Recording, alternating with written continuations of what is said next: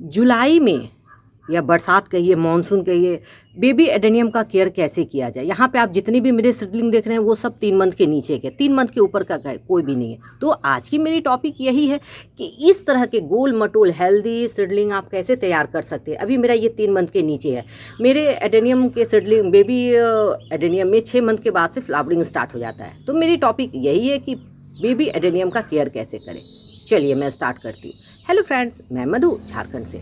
देखिए, हर एक की ख्वाहिश होती है कि उसके एडेनियम में फ्लावर खिले, लेकिन फ्लावर खिलने के लिए और उसका कॉटेक्स मोटा होने के लिए, इस तरह का मोटा होने के लिए कुछ वर्क करना पड़ता है, समय समय पर सब कुछ करना पड़ता है। ये एक दिन में नहीं हुआ है।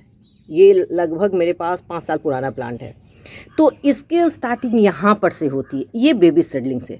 उसके भी पहले इसकी स्टार्टिंग यहाँ पर से, ये लगभग 1 मंथ का मेरा क्या है एडेनियम सीडलिंग है, जिसको मैं सीड से ग्रो की थी। देखिए कुछ यहाँ पर है, कुछ और जगह भी रखे हुए।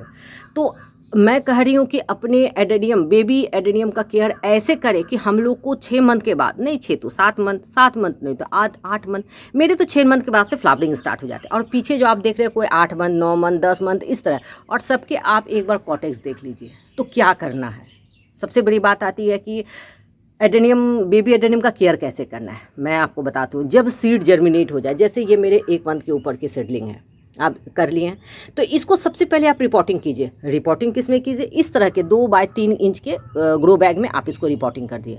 रिपोर्टिंग का टेक्सचर क्या रखिएगा, 30 सैंड, 30 का बर्मी कंपोस्ट और 30 कोकोपीट, 90 हो गया, और 10 नीम केक पाउडर 100 हो गया, और थोड़ा फंगीसाइड दे के इस मिक्सचर में आप इस सीडलिंग को ग्रो कीजिए। और इस 2 बाय 3 इंच में, या 3 या 3.5 इंच होगा, देखिए मैं आपको दिखाती हूँ, ये मेरा इतना है, हाँ नहीं 3 बाय 4 इंच होगा, 2 बाय 3 नहीं 4, ये 4 बाय 3 का है, हाँ, या नहीं तो मुझे तो ये 2.5 ही लग रहा है, ये 4 और ये 2.5। इस वाले ग्रो बैग में 6 मंथ रखिए।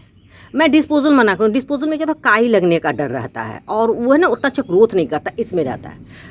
उसके बाद जब ये ग्रो बैग में लगाए तो उसका ड्रेनेज होल एकदम क्लियर हो, मतलब एक पाउच में कम से कम 10 जरूर होना चाहिए, मतलब पानी हम लोग दे और ड्रेन आउट हो जाए। सीडलिंग को कभी नीचे सरफेस पे कोशिश मत कीजिए रखने का, क्या होगा नीचे से यहाँ से वो जाम होता है तो पानी नहीं निकलता। इसको किसी तरह के एक स्टैंड में रख दीजिए। तो एक्सेस वाटर, मैं सीडलिंग बेबी एडेनियम की ही बात नहीं करूँ, हर एक प्लांट अगर वो ऊपर हाइट मेंटेन में रहता है ना, तो नीचे से उसका ड्रेनेज होल सही रहता है, नीचे से एयर सर्कुलेशन सही होता है, बहुत सारा ऐसा है। तो ये हो गया फर्स्ट उसका पॉटिंग मीडिया। बेबी एडेनियम को ग्रो करने की फर्स्ट आती है उसकी मैंने आगे उसको डेवलप करने के लिए उसका होता है potting media. Second, pure sunlight. मैं एक बोलूँगी, अब आप कहिएगा इतना छोटा प्लांट इसको धूप में रखना, हाँ मैं 1 मंथ, देखिए ये मेरा 1 मंथ का हुआ, मैं इसे भी सीडलिंग को इस तरह के पाउच में नहीं लगाई हूँ, अभी मुझे समय नहीं मिल रहा, तो ये इसी तरह, और ये धूप में रखा हुआ, पानी हो, धूप हो, बरसात हो, जिसमें भी हो ये प्लांट सरवाइव करेगा। जो किया सो ठीक, जो नहीं किया वो भी ठीक। देखिए इसमें कुछ प्लांट जो हेल्दी होते वो ग्रो कर जाते, जो हेल्दी नहीं होते हैं वो यहीं पर ख़राब हो जाएंगे। तो बस हम लोग को क्या चाहिए, हेल्दी प्लांट चाहिए। देखिए एक निकल भी गया, मैं सोची कि वो मर गया, नहीं देखिए अब मैं इसको इसमें करती हूँ, मैं इसको बाद में लगा दूँगी। देखिए क्योंकि ये धूप में, और देखिए ये लाल लाल होने का रीज़न क्या है, इसको सनलाइट मिल रहा है। अगर आप इसको फुल्ली इंडोर में रखिएगा ना या ब्राइट लाइट में, तो आपके जो स्टेम होंगे ना वो ग्रीन कलर के हो जाएंगे। देखिए ये मैच्योर हो रहा है, इसलिए ये रेड हो रहा है। देखिए सेकेंड मैं बोली 1 मंथ के बाद एडेनियम को पूरे धूप में रख दे, 365 दिन, सुबह से लेके 24 घंटा मैं बोलूँगी। एडेनियम आपका इस तरह ग्रो करेगा। आप अगर मगर आपको मैं दिखाऊं, देखिए ये मेरा थम है और ये कॉटेक्स, देखिए इसकी आप मोटाई देखिए, ये मेरे थम का तिगुना मोटा है। अगर मैं आपको दिखाऊं ना, 1 नहीं तिगुना मोटाई देखिए। और इसमें कितने ब्रांचेस, जबकि मैं इसकी पिंचिंग भी नहीं की हूँ। बहुत कहते हैं पिंचिंग कीजिए आपके ब्रांच आएंगे, मेरा तो बिना पिंचिंग किए हुए है। क्यों?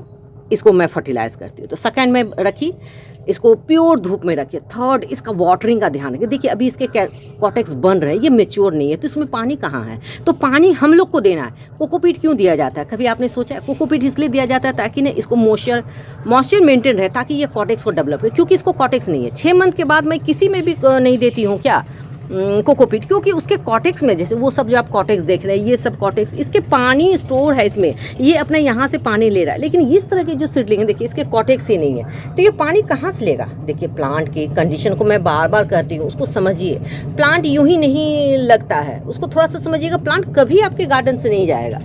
तो इसलिए इसका पानी का मेंटेन, मतलब पानी मेंटेन करना है कैसे।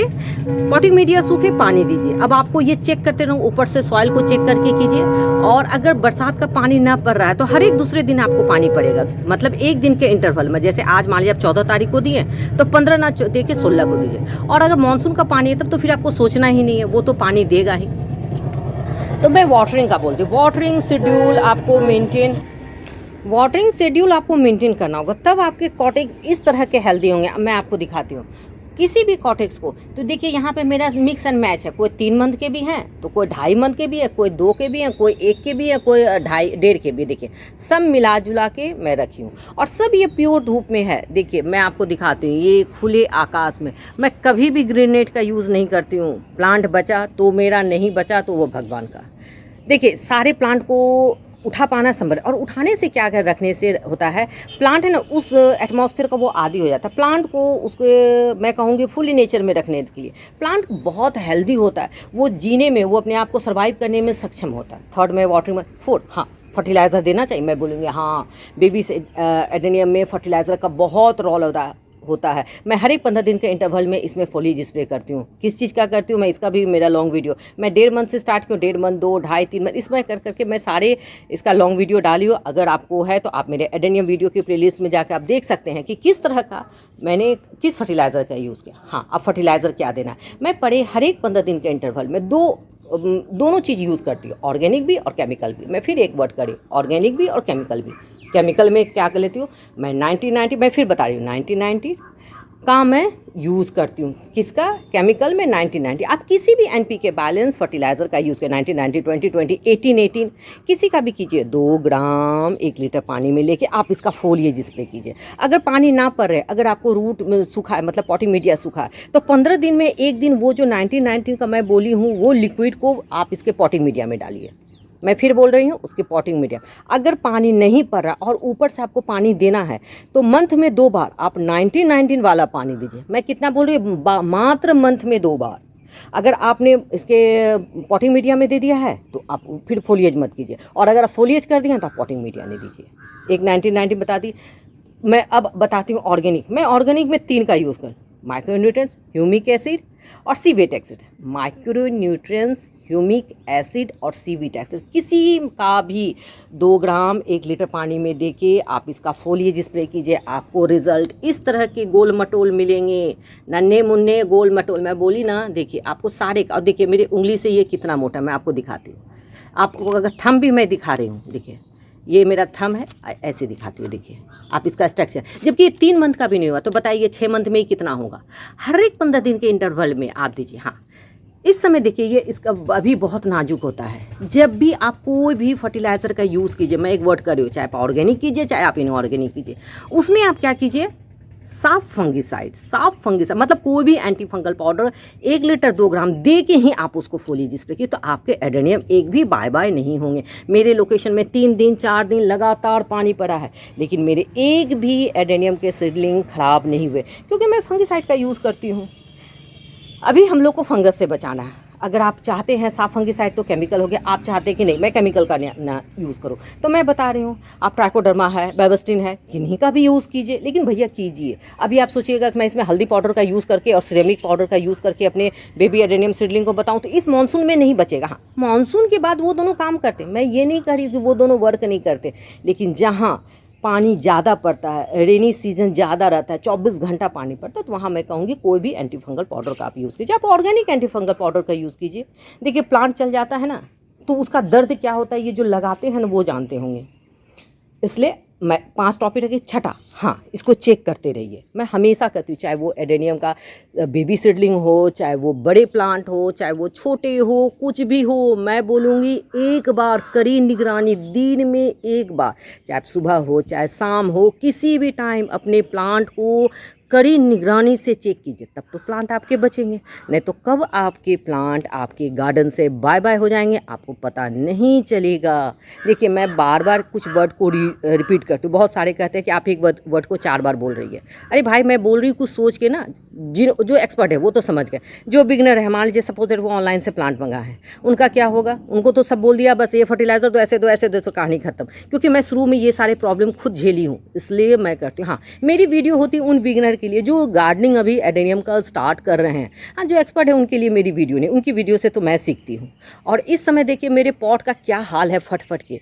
मैं एक लॉन्ग वीडियो भी बनाई हूँ इस पर, आप लोगों जरूर देखिएगा कि एडेनियम का कॉटेक्स। एक कमेंट मुझे आया था कि 2 साल में, हाँ ये वो लिखे थे, ये सरासर गलत है। 2 साल में इतने बड़े एडेनियम के कॉटेक्स नहीं हो सकता। मैं उन सर के लिए वो वीडियो बनाई हूँ। हाँ 2 साल में होता है, अगर आपने सही पॉटिंग मीडिया सही चीज़ का यूज़ किया, अगर उस तरह बेबी सीडलिंग पे आपने वर्क करना शुरू किया है बेबी एडेनियम पे, तो आपको रिजल्ट 2 साल में ऐसा मिलेगा। एक तो ये अरेबिकम की वेराइटी है, बात समझिए, ये अरेबिकम है। इसका पॉट सिलेक्शन मैंने ऐसा लिया है, ये 5 इंची का पॉट है, नीचे से मैं इसको लगभग 2.5 मैंने आधा इतना मैं थर्मोकॉल से भरी हूँ। बात समझिए, इतना थर्मोकॉल, तो इतना ही ना पॉटिंग मीडिया, उसके ऊपर ये प्लांट है, तो इसका रूट नीचे नहीं जा रहा है ना। बात समझिए, तो ये क्या होगा, ये अपने आप को हॉरिजेंटल ले रहा है, हॉरिजेंटल, जिसके चलते इसका स्ट्रक्चर ऐसा होता है। अगर मैं इसका डेप्थ पॉट देखती हूँ तो इसका रूट नीचे जाता है, नीचे जाने का मैं जगह ही नहीं छोड़, क्योंकि मैं थर्मोकॉल भरी, थर्मोकॉल में कहाँ जाएगा बेचारा, तो ये ऊपर ग्रो कर रहा है ना। देखिए प्लांट अगर लगा रहे हैं तो उसके कुछ कंडीशन को समझना होगा, उसके कुछ सिचुएशन को समझना होगा। हाँ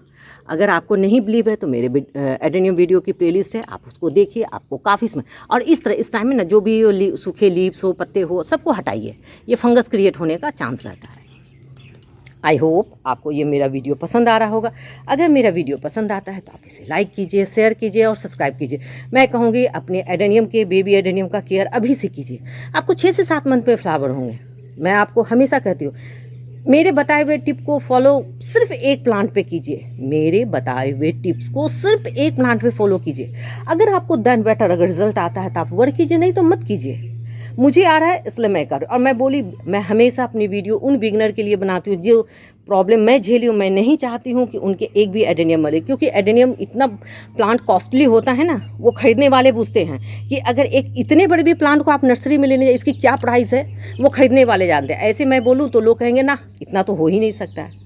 तो जो परचेस करते हैं उनको पता है कि एडेनियम कितना एक्सपेंसिव प्लांट है, उसको खरीदना जितना आसान है उतना ही मुश्किल है उसको सर्वाइव कराना, क्योंकि उसमें फर्टिलाइज़र देना, उसका पॉट कंडीशन, उसका बहुत कुछ होता है। चलिए मैं कल फिर मिलती हूँ नेक्स्ट टॉपिक, नेक्स्ट वीडियो के साथ। हाँ ठीक, जाते जाते मैं एक चीज़ आप लोग से पूछती हूँ कि मैं नेक्स्ट वीडियो किस टॉपिक पे बनाऊँ। आप प्लीज़ मेरी हेल्प कीजिएगा, मैं आपके बताए हुए टॉपिक पे कोशिश करूँगी एक वीडियो बनाने की। मैं कल फिर मिलती हूँ, तब तक के लिए बाय।